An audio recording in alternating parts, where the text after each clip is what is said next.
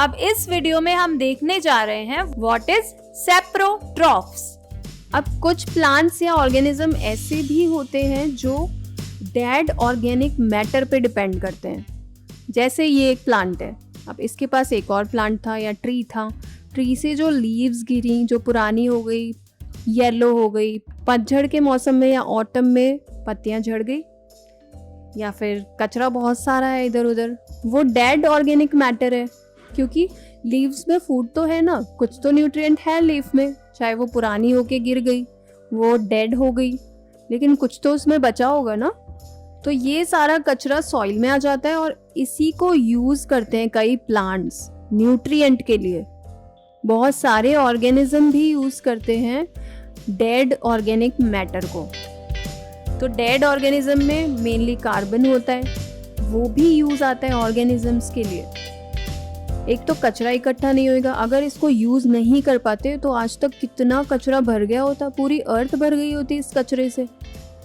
लेकिन ये ही dead organic matter use किया जा रहा है किसी और के थ्रू, वो भी एनर्जी के लिए या फूड के लिए।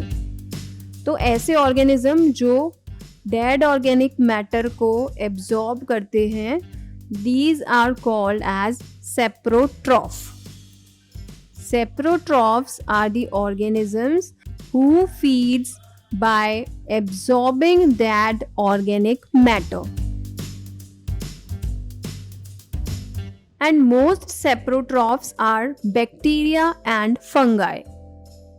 Fungi are among the most efficient that decomposing complex organic molecules and recycling those nutrients back into the plants.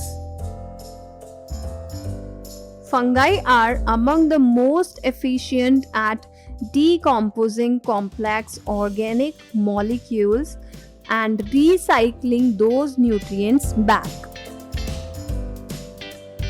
तो सबसे ज़्यादा डेड ऑर्गेनिक मैटर को या डेड चीज़ें जो भी है, जैसे लीव्स हैं और ये सब है, इनको डीकम्पोज करने की सबसे ज़्यादा कैपेसिटी होती है फंगाई की।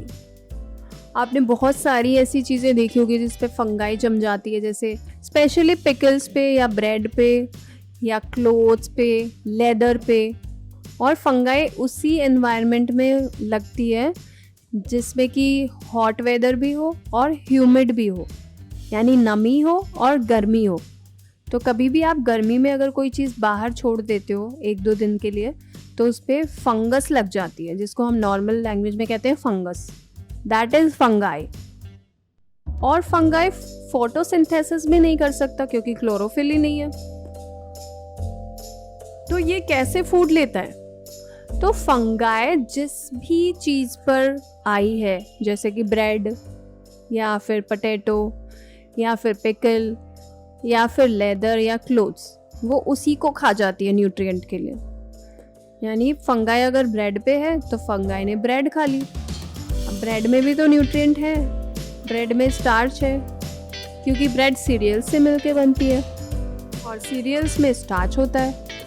सो fungi are the fluffy umbrella like patches growing in moist soils or on rotting wood during the rainy season.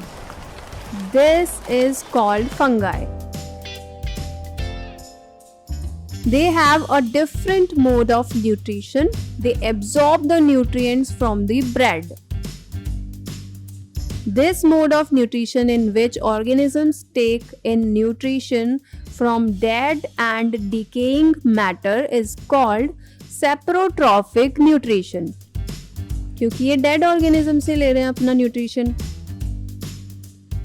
तो फंगाई और बैक्टीरिया आर दी मेन सेप्रोट्रॉफ्स। वैसे तो सेप्रोट्रॉफ्स बहुत सारे होते हैं, लेकिन मेनली ये 2 होते हैं।